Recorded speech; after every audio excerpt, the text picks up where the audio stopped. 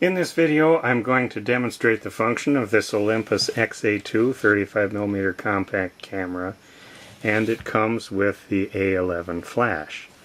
And so I've put some batteries in this camera. They do not come with it, but they're there to test it, and so we can do the battery check. And we hear the beep and see the light, so that's good. So let's open it up and we can work the film advance and shutter cocking, and there we see the shutter working. And if we change the amount of light getting into that sensor, very fast. If we make it darker here, very slow. So we can see that the electronic control of the shutter is functioning. If we look here in the back, looks pretty good. Little spot, actually that just wiped right off. And looks pretty nice. There's no strap on it, but that shouldn't be a hard thing to find. Battery compartment looks good. So if we open it up, looks pretty good inside. Almost every one of these I've seen has had light seal stuff sticking to the mating surfaces, and this one certainly does also. These almost always are in a state of needing light seals replaced. This one is not as bad as some I've seen. Might even work just fine the way it is, as long as you don't get any of the sticky stuff up into the film transport area. But what I'm going to do is load this roll of scrap film in here, and so we're just going to drop that in on this side, run this across, and stick the leader into one of the slots and make sure the sprockets are lined up. Close the door, and then let's open up the camera and start advancing. And it's still, you work a few of these off until you get to position 1, and then you know that you've taken in all the exposed film. So here we are. It's working, and we can see the film is advancing because the crank is turning while I'm doing that, so film is coming out of the canister. We can see here, I see the lens rotating a little bit with my working of this focus control. And I've heard that with this model you can pretty much just point it at this orange kind of mid-range picture, and it's pretty good focus for a pretty deep depth of field. So you can almost just leave it there and use it as a point and shoot, but if you're really taking distant pictures, you can push it up there or push it down here for closer pictures of people or pets or whatever you're taking pictures of. So, and then down here you can set your ASA. Most people think of it as ISO today, but it was ASA when this was made, and so we'll set that on 100.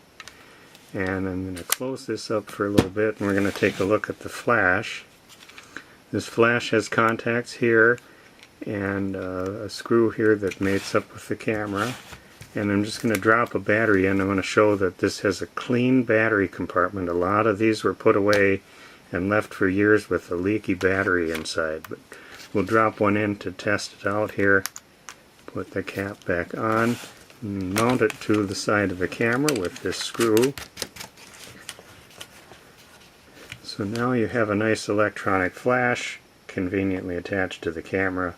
Let's open it up. Let's push this button over here to pop the flash up, and we saw that here. And I hear a high-pitched squeal, and we will soon see the orange light. There it is, indicating that the flash is charged and ready.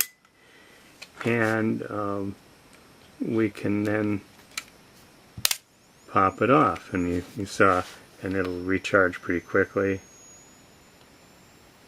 There's the orange light again. Advance the film again, and we'll just watch this flash go off again when I push the button. And there it went. So the flash is working properly. There's a little place here where you can adjust the ISO of the flash. 100, full. I don't know exactly how that works, but I would think if you set this at 100 and that at 100, there's probably some times where you'd want this at full or 400 if you're using 400 speed film, and this is at 400 here. I'm sure manuals for this camera are available online.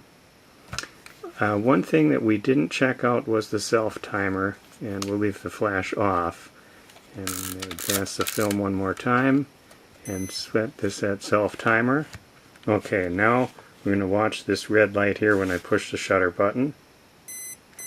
We hear the beep, and the pitch will go up a little bit just before it's about to go off. There. And there we saw that. So then we can advance the film again if we were to just pop off the rest of the pictures in this roll. And there weren't very many. It was a 12 exposure roll. I think that's, yep, there we're at the end. Then you push this little rewind button on the bottom, and then you close this off, and with the rewind crank, we crank. I'm going to take the flash off just for convenience here, so we don't need that on here to rewind the film. Make sure that's pushed in, and then here, now we're winding the film back off of the take-up reel, and I don't want to run it all the way in. Normally you would just crank that until it spins freely, but I'm going to just stop here with a little bit left, because once this gets wound all the way back in, then you can't get it back out again. But you can see it wound a lot of the film in. So the rewind system is working well. So that's a nice example